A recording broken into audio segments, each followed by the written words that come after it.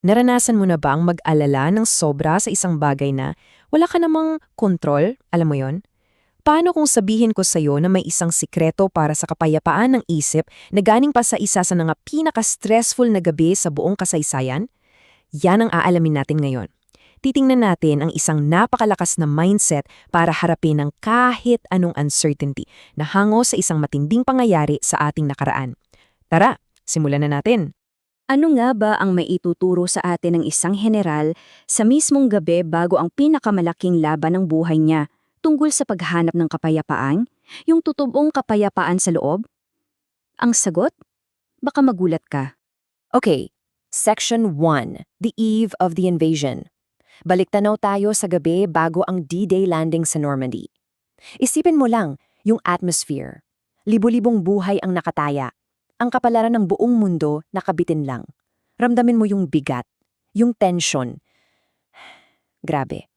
At hindi to basta-bastang laban. Sinasabi na ito na raw yung pinaka-ekspertong inorganisa at pinanong invasion sa buong mundo.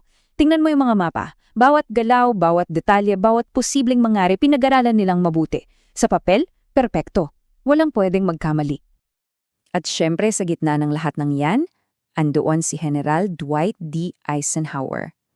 Pag nilayan mo sandali, ikaw ang namumuno sa pinakamalakas na army na nabuo kailanman. Yung bigat ng buong mundo, nasa balikat mo. Paano ka pa makakatulog niyan, 'di ba? Pero, sa kabila ng lahat ng metikulosong pagpaplano, eto yung katotohanan. Yung resulta, isang malaking tandang pananong.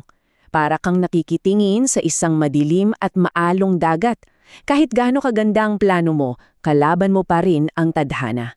Walang sino man, kahit si Eisenhower, ang nakakaalam kung ano ba talaga ang mangyayari. Dito na ngayon papasok yung mindset ni Eisenhower. Paano niya hinarap itong napakalaking uncertainty na to? Eto yung sikreto niya. Sa isang sulat sa asawa niya, sinabi niya, nagawa na lahat ng maiisip nating gawin. Ang sagot ay nasa palad na ng mga Diyos. Isipin mo yun, pagkatapos ng lahat ng preparasyon, inamin niya na may mga bagay na wala na sa kontrol niya. Ito ay isang uri ng matinding pagpapakumbaba. Tinanggap niya na ginawa na niya ang lahat ng posible at yung kasunod, bahala na. At hindi lang to basta salita. Tingnan niyo to. May inihanda rin siyang pangalawang sulat noong gabing yon. Ito yung sulat na ilalabas niya kung sakaling pumalpak ang invasion. At dito, inaako niya ang buong responsibilidad. Walang sisihan, walang excuses. Ito yung totoong leadership. Gawin ang lahat para manalo, pero handang akuin ang pagkatalo.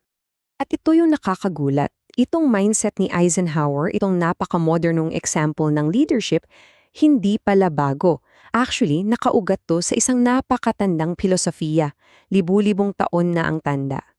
Yung sinabi ni Eisenhower, marang echo lang ng turo ng Stoic philosopher na si Epictetus, mahigit 2,000 taon na nakalipas. Sabi niya, itinali ko ang aking pagpiling kumilos sa kalooban ng Diyos, kung ano ang hindi niya nais, hindi ko rin ninanais. Sa madaling salita, gawin mo ang parte mo, gawin mo ang best mo, tapos tanggapin mo kung anuman ang resulta. At may pangalan ng konseptong yan, amor fati. Isang salitang Latin ng ibig sabihin ay pagmamahal sa tadhana.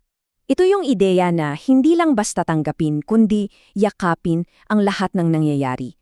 Pero klaruhin natin na, hindi ito pagsuko. Ito yung pagtanggap sa realidad pagkatapos mong ibigay ang lahat ng makakaya mo. Okay, so may general, may pilosopo, pero paano naman tayo? Paano natin magagamit itong napakalakas na ideyang to sa sarili nating mga buhay, araw-araw? Hatiin natin sa dalawa para simple. Sa kaliwa, yan yung mga bagay na kontrolado mo. Yung paghahanda mo, yung effort mo, yung mga desisyon mo. Teritoryo mo yan. Pero sa kanan, andyan yung mga bagay na wala sa kontrol mo. Yung final outcome, yung swerte o tadhana, o yung sinabi ni Eisenhower na kalooban ng mga Diyos. Ang kapayapaan, nakasalalay yan sa pag-alam mo ng pagkakaiba ng dalawang yan. So, ito na yung recipe. Yung Stoic approach sa 3 simpleng hakbang. Number 1, maghanda ng maigi. Gawin mo ang lahat. Ubusin mo lahat ng paraan. 2, kumilos ng buong husay. Ibigay mo ang best mo. At 3, ito yung pinakamahirap pero pinakamahalaga, bitawan. Bitawan mo ang resulta. Tanggapin mo na kung anong mangyari, yun ang mangyari. At itong aral na to mula sa kasaysayan, hindi lang to para sa mga general, para to sa ating lahat, sa mga araw-araw na laban na hinaharap natin. Kaya ngayon, tanungin mo ang sarili mo, ano ang sarili mong Normandy invasion? Yun ba yung malaking project sa trabaho? Yung crucial presentation sa klase? O baka naman yung mahirap na usapan nyo ng mahal mo sa buhay? Isipin mo, ano man yan, yan ang D-Day mo. At ito ang katotohanan na kailangan mong tanggapin. Tulad ni Eisenhower, gaano ka man maghanda, gaano ka man kagaling, ang huling resulta wala sa mga kamay mo. Nasa palad pa rin ng mga Diyos. At yung pag-alam, yung totoong pagtanggap niyan, yan ang susi sa kapayapaan ng isip. Kaya sa susunod, nahaharap ka sa sarili mong Normandy. Alalahanin mo si Eisenhower. Alalahanin mo ang mga Stoic. Ginawa mo na ang best mo. Nagawa mo na ang parte mo. Ngayon, ang tanong na lang, handa ka na bang ipaubaya ang resulta sa tadhana at hanapin ang kapayapaan sa kung ano man ang kahinatnan? Nasa sayo ang sagot.